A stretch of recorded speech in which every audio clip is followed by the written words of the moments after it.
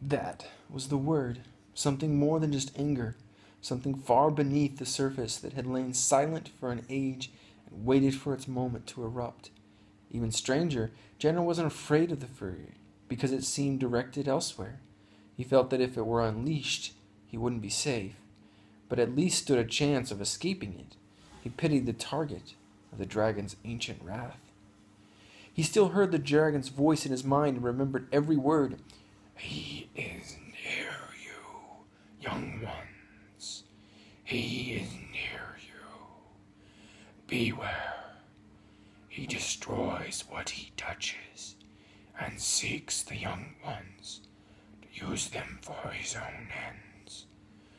We have been watching, waiting for him. He sailed across the sea, and he is near you, child. We can smell him." Janner shivered. He was sure now that either the dragon had lied, as Poto said, or it meant someone other than Nag the Nameless. If Nag were nearby and knew where the Igibys were, the Fangs would have captured them long ago.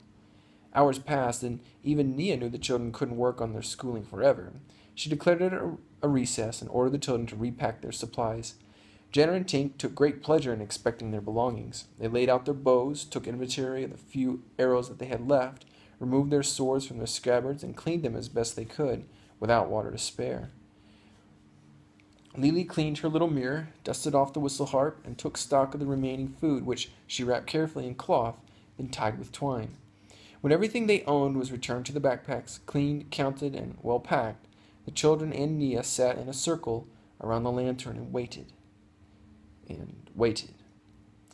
They ate a meager lunch at what they estimated to be noon, chewing in silence and taking small sips from what remained of the water in the canteen. Then they waited and waited. Finally, just when the boredom began to turn to worry for Oscar and Poto, they heard voices from the tunnel door. "Told you this was the right way, you luggard."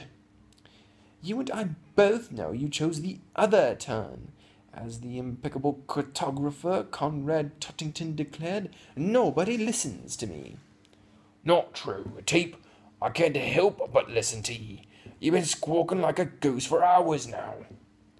"Oh, dear." When Oscar and Poto emerged from the darkness and straightened, the children rushed forward and assaulted them with hugs.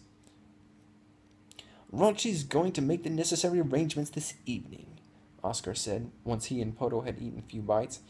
"He said we should return at midnight, and the guide would be waiting in the alley behind the roundish widow. He said if we had come 3 days sooner, Gavin himself would have snuggled us north. He was in Dugtown to meet with other members of his force." "How can you be sure we can trust him?" Nia asked. "My lady, I find it hard to believe that a man capable of making such delectable sailor's pie would be of much danger. Oh, the pie!" Oscar patted his squishy belly. "I don't see what choice we have, lass," Poto said. "What do you think, young Wingfeathers?" Oscar asked. Jenner and Tink were taken aback. Did Oscar really want to know what they thought? The way Nia, Oscar, and even Poto looked at the three of them told Jenner they did. Tink said. "Well?" Jenner said. "Yes," Lily said. "Whatever happens, even if Mr. McHiggins isn't trustworthy, we can't stay here, and we can't go back." She looked at the adults with her wide, innocent eyes. "The Song Maiden of Aneria has spoken," Oscar said gravely. The matter was settled. The day passed in a slog of boredom. After Oscar woke from a noisy nap, he and Jenner set to translating more of the old book, occasionally asking Nia for whatever help she could give. She surprised herself at the amount of Old Hollish she remembered, and page after page of translation piled up beside Oscar on the burrow floor. At first, Jenner was fascinated by the narrator's sad account of the fall of any era, the invading armies, the list of numbers of fallen soldiers, and the positions of lines of battle and encampment. But after several pages, the writer settled into an agonizing account of dates and numbers and the lineages of heroes who fell or conquered this enemy or that.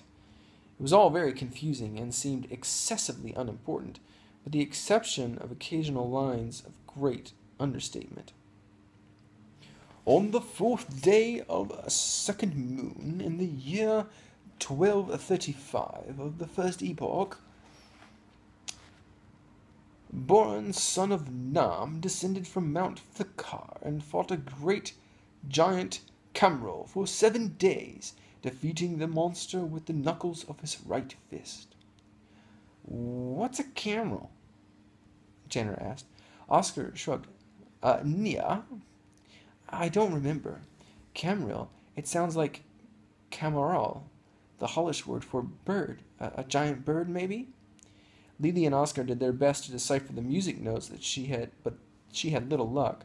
Though she played softly when she fingered the notes the way she thought it was written, the song was so terrible they all covered their ears.